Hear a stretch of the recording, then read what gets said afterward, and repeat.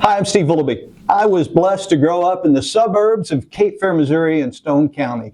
And since 1985, I've not lived in Stone County, and I will not be able to vote in this election coming up on Tuesday. But I still love the county, and I still care about the county. And there's a very hot topic going on with planning and zoning. And today, what we're going to do is have an opportunity for you to hear from our commissioners and find out what they're saying and what they believe. Gentlemen, first of all, introduce yourselves. Everybody knows you in Stone County, but go ahead and introduce yourselves, please. Okay, I'm Wayne Blades. I'm the Northern Commissioner here for Stone County. I'm Gordon Weathers. I'm the presiding commissioner. I'm Hank Smythe, the Southern Commissioner. Thank you for being here. Thank you for agreeing to do this. And Wayne, we're going to start with you. Do you agree that planning and zoning needs reform? Yes, that's the short answer. Of course it does. And as a matter of fact, we've been kicking this around for a while, and we are in the middle of it at the moment of reforming. So yes. Gordon?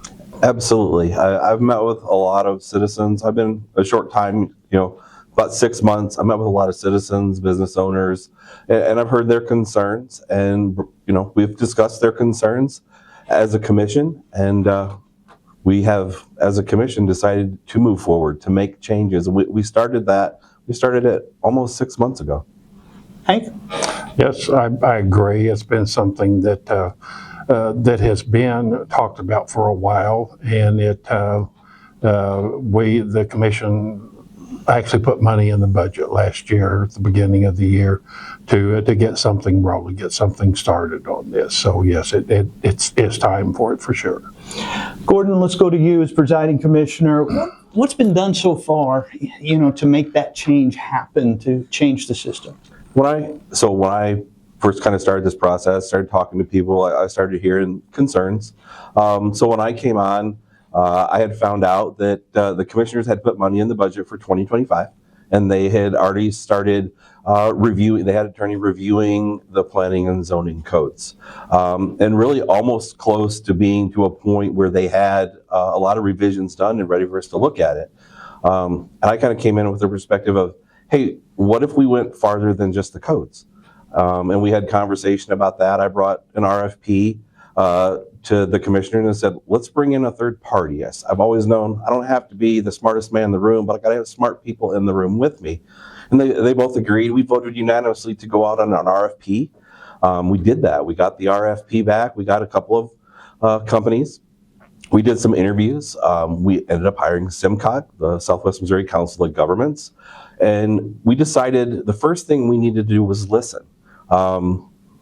People said, oh, you guys aren't listening. So we said, okay, let's listen. So we decided SIMCOG would host listening sessions. And so we did those, one in the north, one in the south, one in the central parts of the county. We did that in March to let people come, give us their feedback. What would you like to see differently? Because we thought, before we go making these major changes, let's find out what our citizens want. So together as a commission, we move forward with that idea. And SIMCOG will bring those ideas back to the table. They'll look at these revisions that we have sitting ready to go and make sure that the vision of the citizens match the changes that are there ready for us to start looking at and tweaking and getting them ready to adopt. We went a step further and we decided that we needed to get some training for planning and zoning staff. We needed to make some culture changes, and we've started implementing those culture changes with the staff. I feel like it's been going really well. I've had contractors that have worked with planning and zoning for a very long time. They've called me and they said, hey, wanted to let you know, I just went over to planning and zoning. Man, it went smooth. It hasn't been this smooth for a really long time. You guys are doing a great job.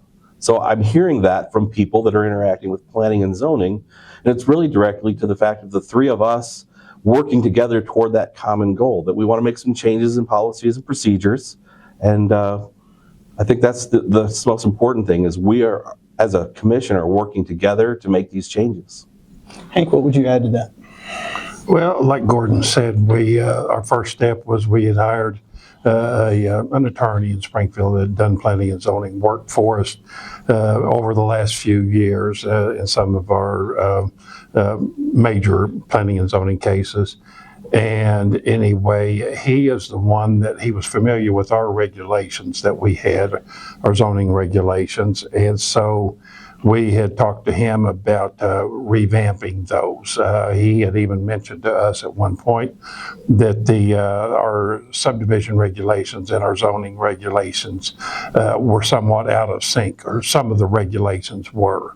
So we ended up hiring him and to synchronize both of those, the zoning regulations and subdivision regulations, and plus make some changes to some of the regulations that needed some changes that were made to them. So he has been ongoing with that. He had turned that over to us the end of last year, and that's, of course, whenever we started looking for an outside company also to come in. The attorney had shown some interest in possibly doing what we have hired SimCog to do, but he didn't want to follow through with that. So anyway, so that's where we got in touch with SimCog and are letting them lead us through the rest of the way.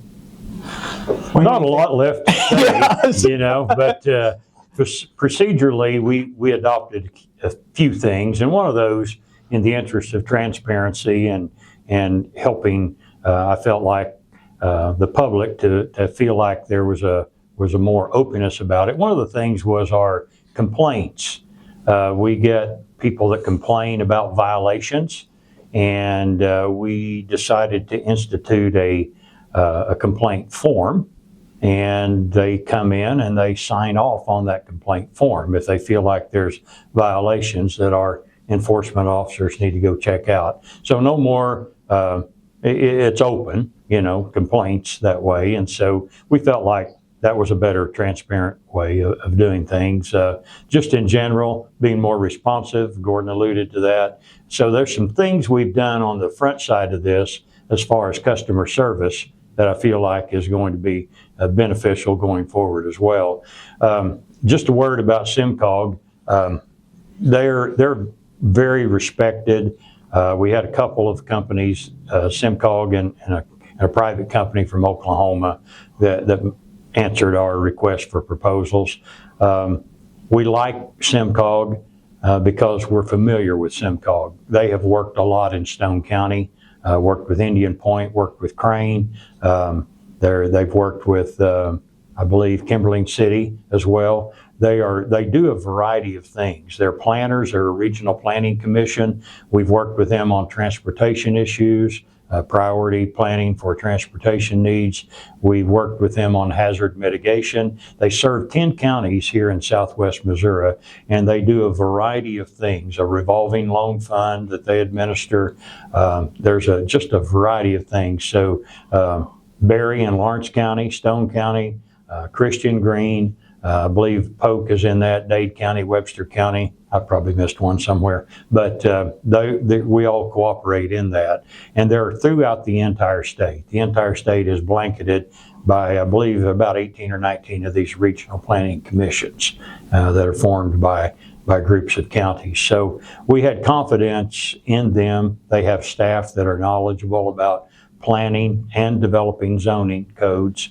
And we really wanted something further than just legally going through our codes and removing any contradictions or gray areas. We feel like it was time to maybe even go on or develop a comprehensive master plan for Stone County, possibly, and at least try to get something that is more suited to where Stone County is now, a more up-to-date, something that reflects our diversity, something that reflects our current needs as a county.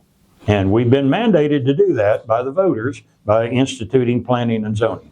So that's what we're doing. Great Steve, answer. if I could add that one thing that's really important, I think we've done, is we've really stressed with the staff, customer service, education before enforcement.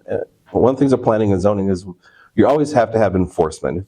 People don't just happily comply with the rules. So sometimes you have enforcement, but we've really worked with our staff to put that education before we jump to the enforcement. So that customer service, we're instilling them the fact that let's help people through the process. And one of the things SimCog is going to do is create some simple to understand documents for the public.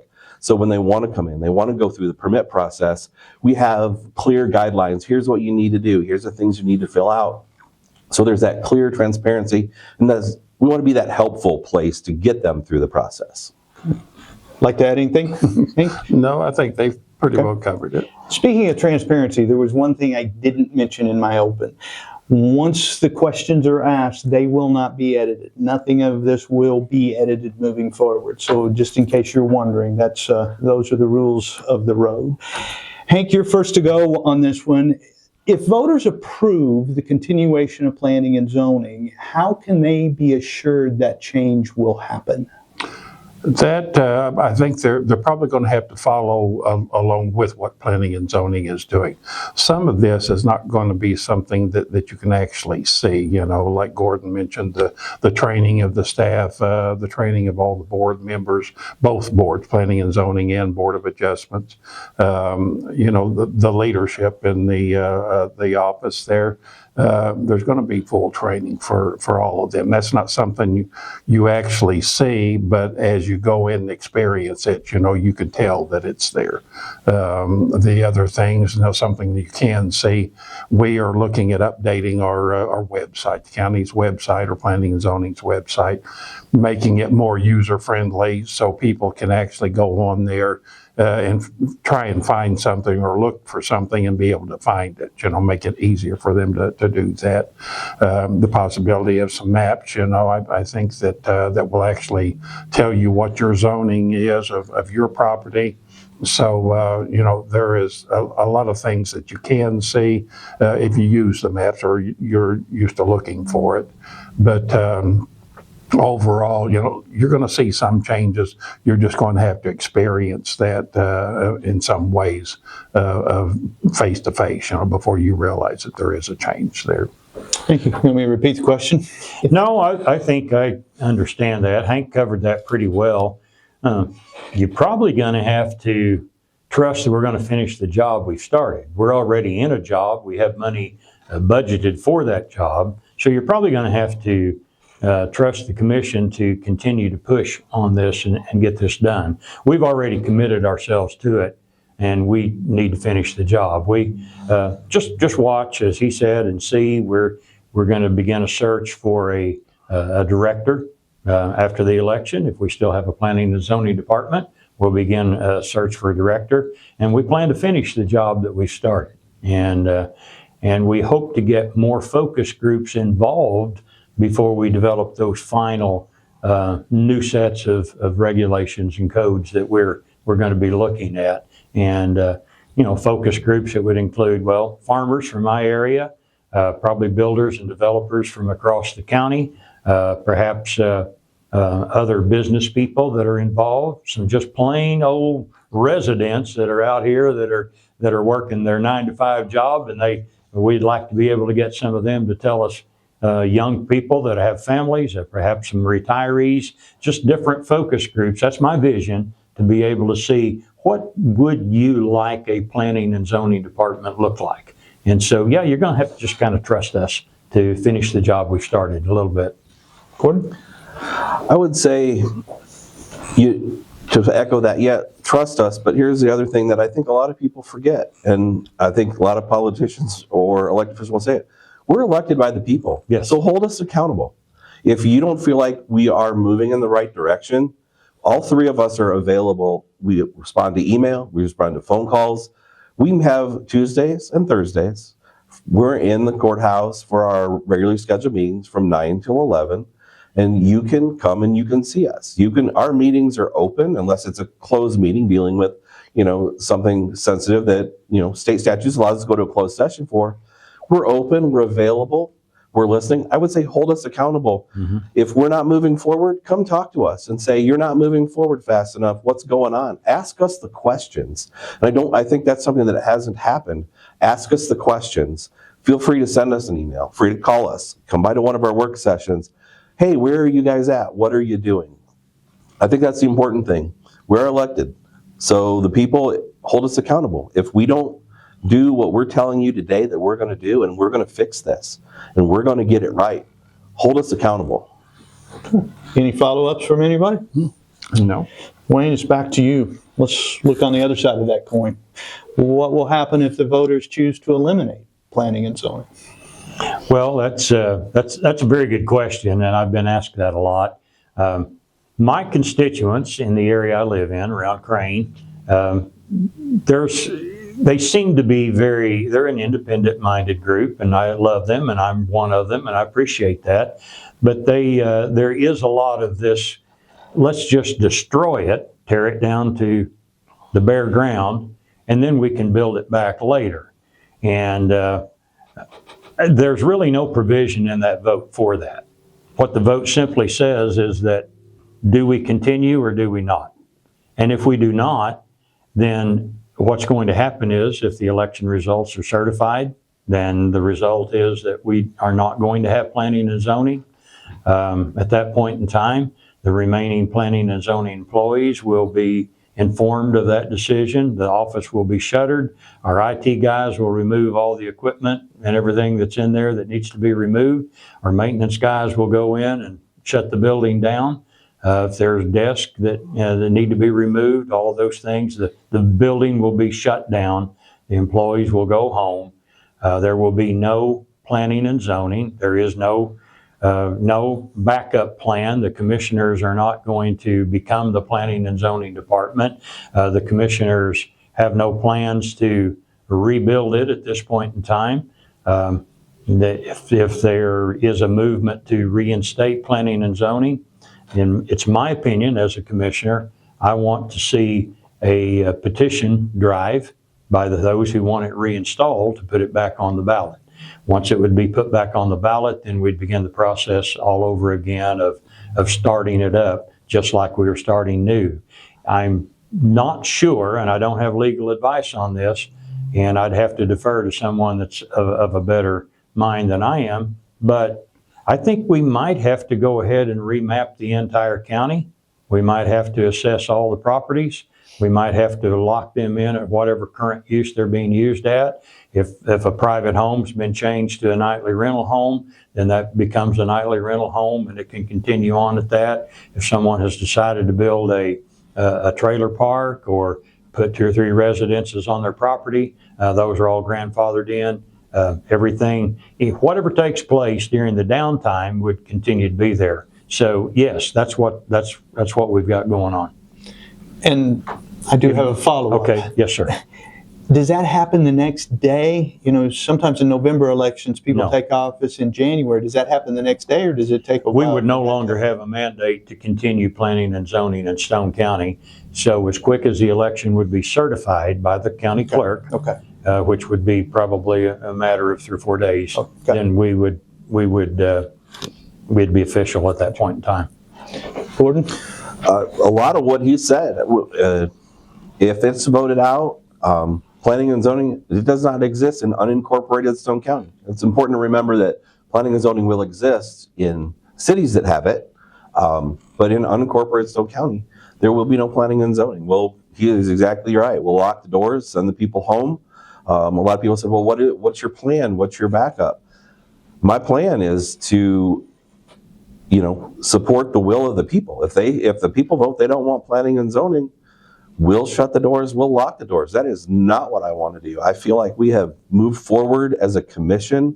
I don't know that I've ever seen all 3 commissioners. We've done multiple interviews now, the 3 of us all together.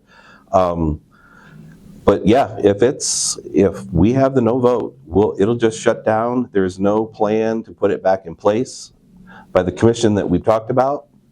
I personally won't go against the voters. If the voters say they don't want planning and zoning, I won't vote to put it back on the ballot until a group of citizens come with a petition and ask us to put it back on the ballot, and then and only then will I vote to put it back on the ballot. One of the important things is the clerk has told us is $23,000 costed the county for an election. Denise Dickens told us it was $23,000. So $23,000 to take it off, $23,000, that's almost $50,000 we waste in elections. To me, it seems like the smart move might be for us financially as a county, let's give this a shot. Give us a little bit more time.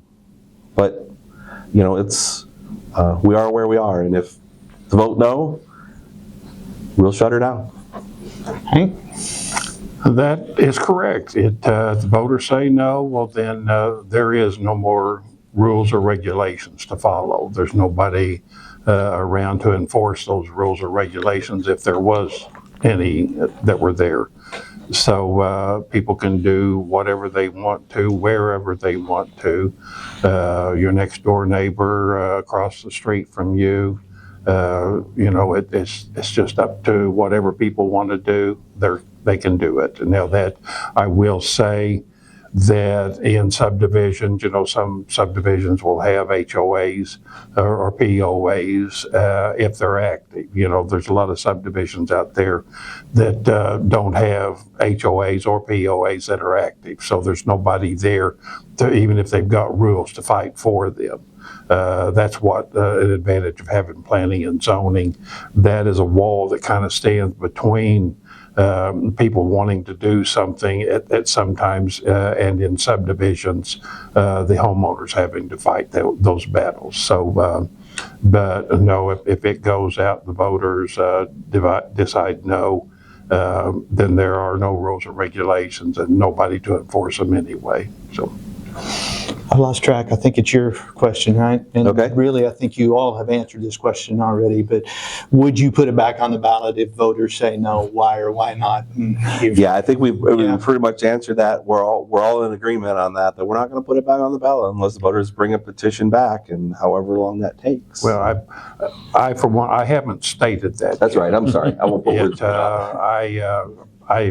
I will say, I want to see planning and zoning continue. I'm pro planning and zoning. I've always said that and always will say that I think it is muchly needed in Stone County with all the development that we've currently got going on and our future expansion of what's going to be going on. I think planning and zoning is a necessity.